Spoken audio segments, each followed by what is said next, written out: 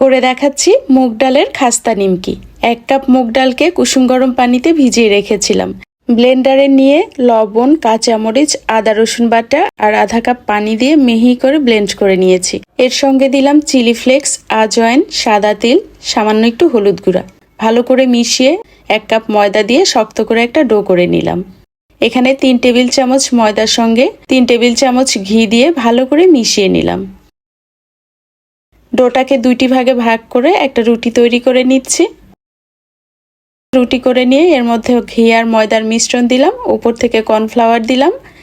ভাঁজ করে নিয়ে ভাঁজের উপরেও আবার কর্নফ্লাওয়ার ময়দার মিশ্রণ দিতে হবে।